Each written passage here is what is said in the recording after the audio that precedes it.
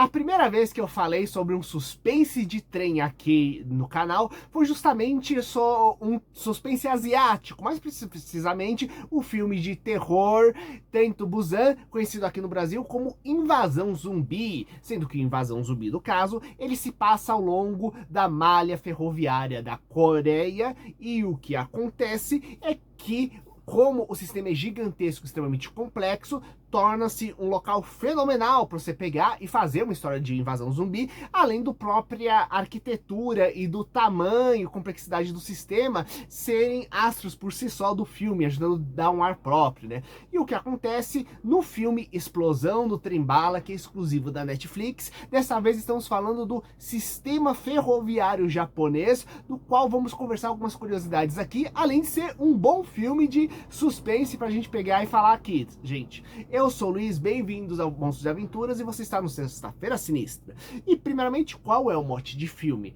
Aqui nós temos uma pessoa que coloca uma série de explosivos numa parte do trem-bala japonês e o que acontece é que existe toda uma organização, tanto do governo japonês quanto do sistema administrador diretamente do trem-bala, para conseguir pegar e salvar os passageiros e descobrir o que diabo está acontecendo, como é que aqueles explosivos foram para lá, né?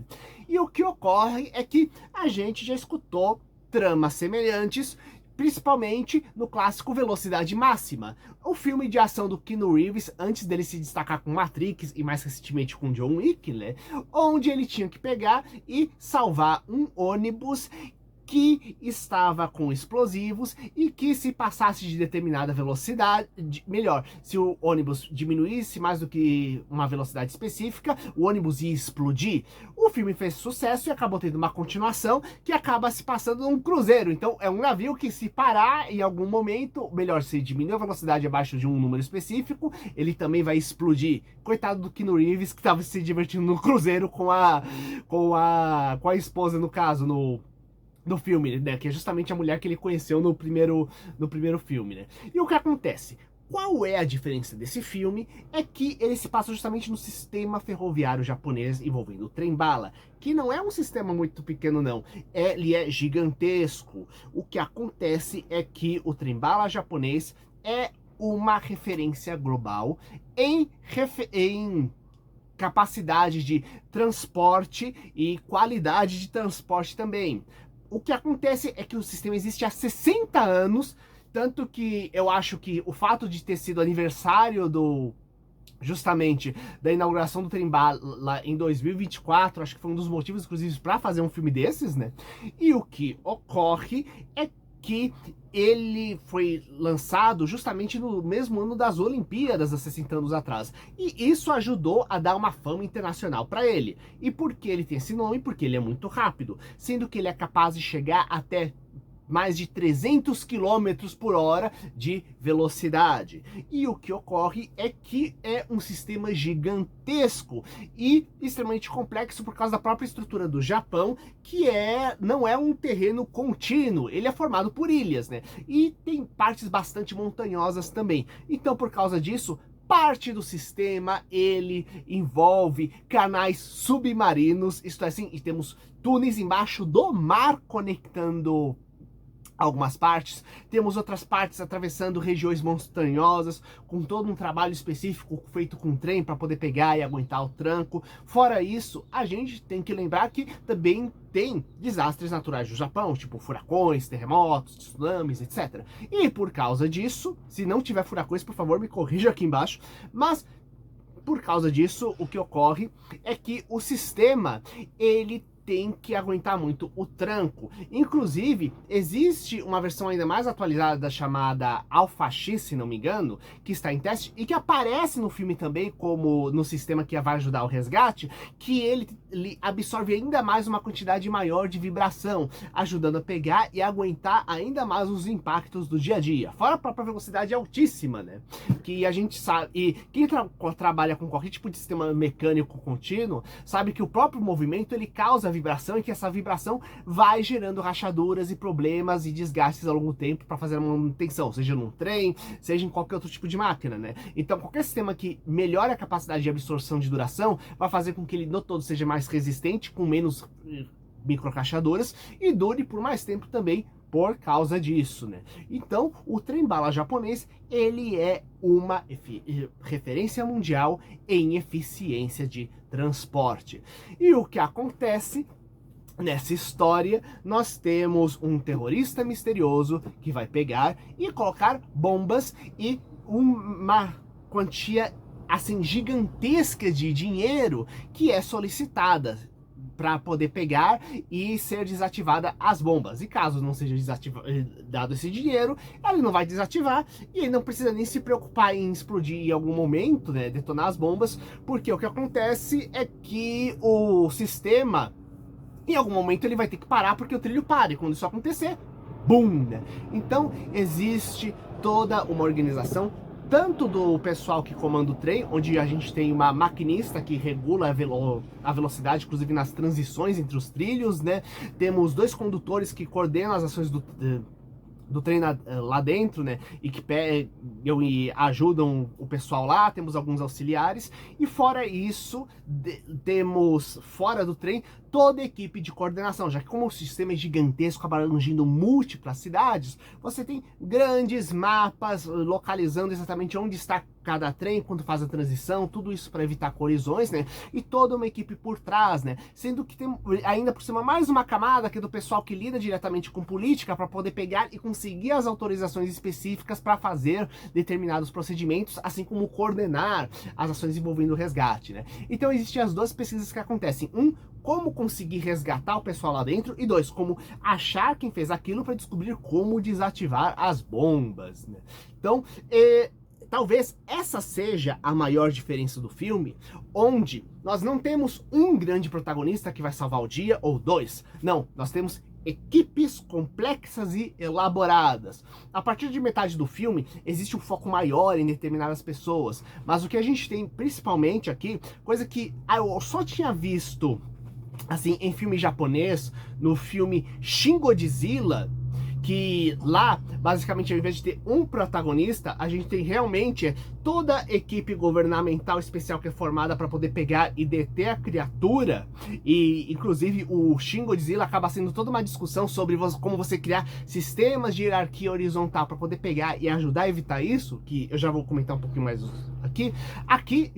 Justo também é o foco, que é como você pega, lida com uma equipe com diferentes conhecimentos, com diferentes graus hierárquicos, para poder pegar e resolver alguma coisa. E, ao mesmo tempo, a gente tem que lidar com todos os passageiros do trem, porque a gente tem turmas de escola que estão viajando no trem. Lembre, a gente está falando de um veículo que é usado no transporte normal do Japão, então temos gente de quase todas as classes sociais lá dentro, temos político em processo eleitoral, temos empresário fugindo justamente da polícia lá dentro, temos eletricista que de repente vai ser chamado para poder pegar e resolver um determinado problema lá dentro do trem, né? Já que todas as ajudas são necessárias dentro do sistema.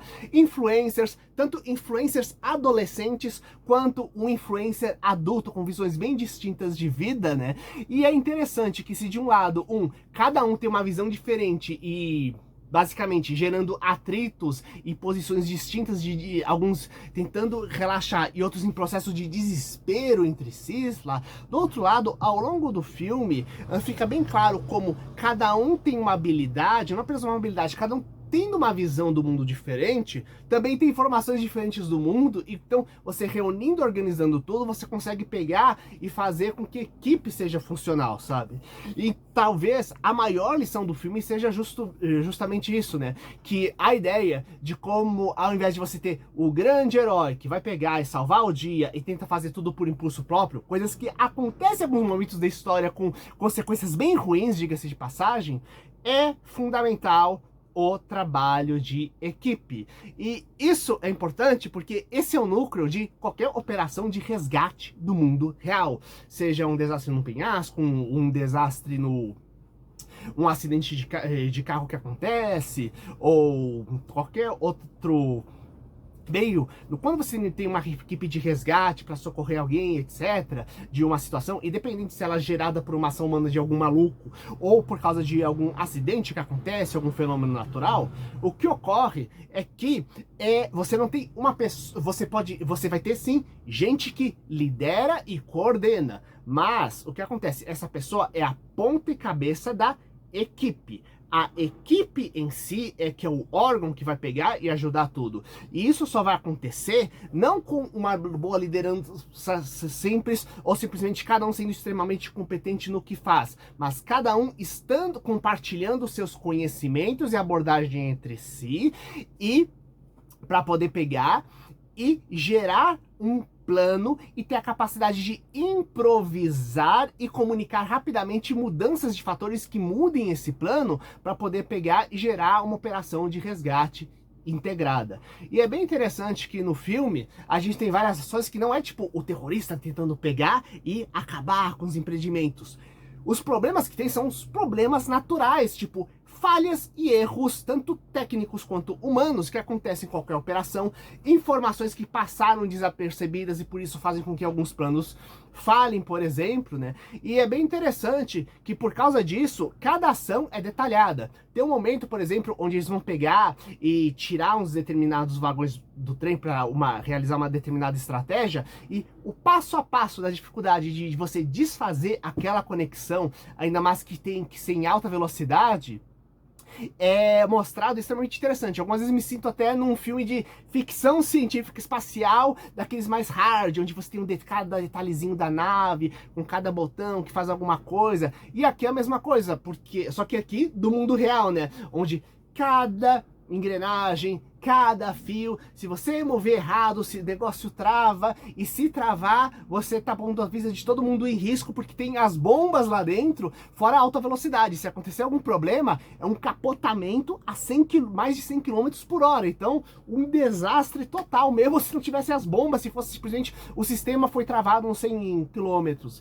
E é interessante que essa coisa de não poder ficar justamente mais lento o trem, faz justamente com que a gente veja, a gente conheça pouco a pouco a quantidade gigantesca de mecanismos de segurança que tem dentro do trem, e como um por um tem sua forma de você ativar ou desativar, e que é fundamental dentro do filme, já que você tem que garantir que esses sistemas mantenham a velocidade que você deseja para o trem, né? Isto é, se você trave quando seja uma situação para diminuir a velocidade para evitar problemas perigosos, ou no caso manter a velocidade, inclusive para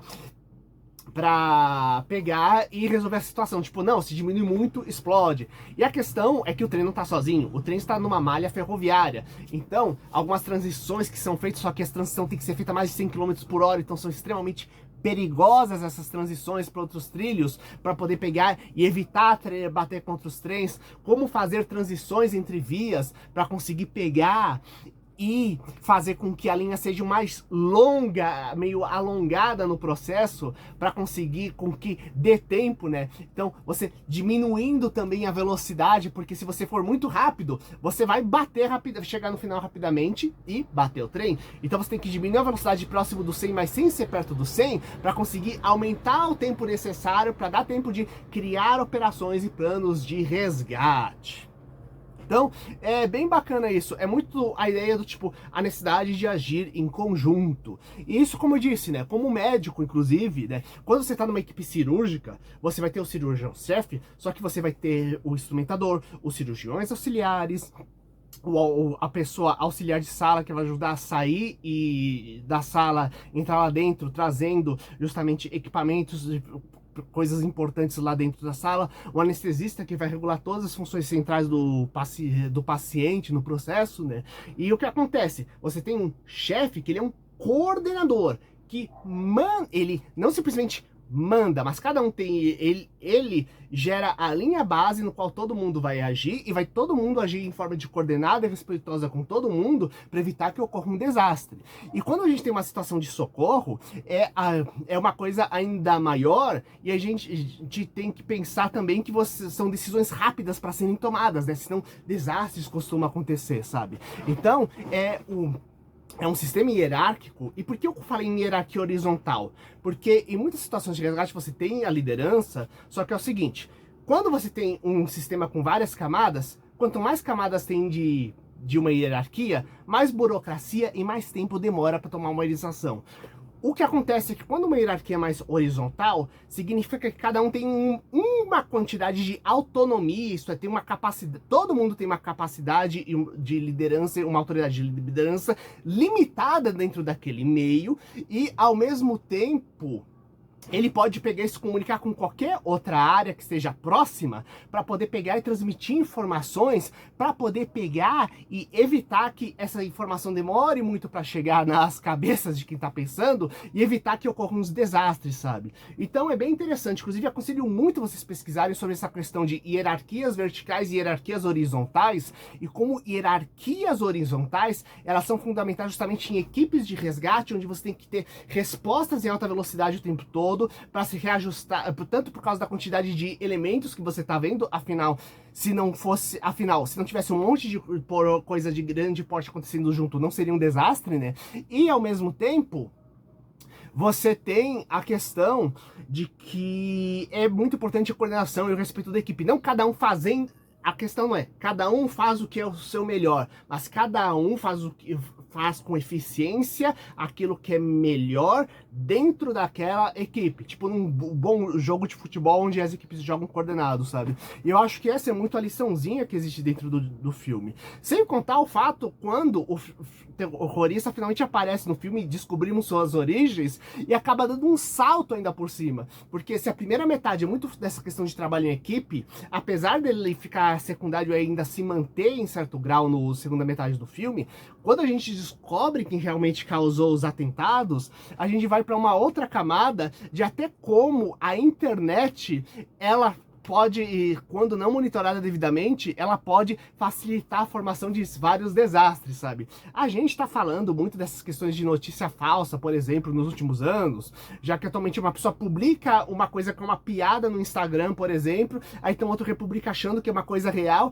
e daqui a pouco vai virar notícia em outro país. Pior que já aconteceu, diga-se de passagem, sabe?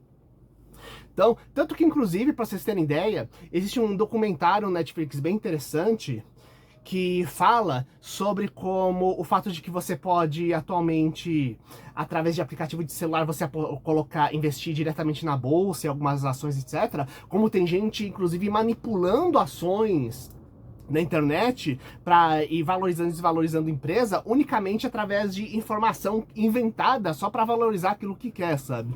Então, é bem interessante como é mostrado como redes se aproveitam da vulnerabilidade de algumas pessoas para poder pegar e, inclusive, sugerir, implementar ou criar ações ruins, usando justamente essa rede para localizar pessoas que são vulneráveis ou situações horríveis dentro de casa e influenciá-las para cometer coisas péssimas, diga-se de passagem, sabe? Então existe toda essa discussão que existe também dentro do filme desse processo. Só que sem ficar preso nisso. Como eu disse, existem influencers dentro do filme mostrando como você pode usar a internet para coordenar ações de extrema qualidade para ajudar as pessoas, e ao mesmo tempo que tem gente que pega e usa justamente no outro sentido, para influenciar essas pessoas de forma ou individual ou coletiva a cometerem coisas ruins. Então, como você precisa pegar e ver diretamente,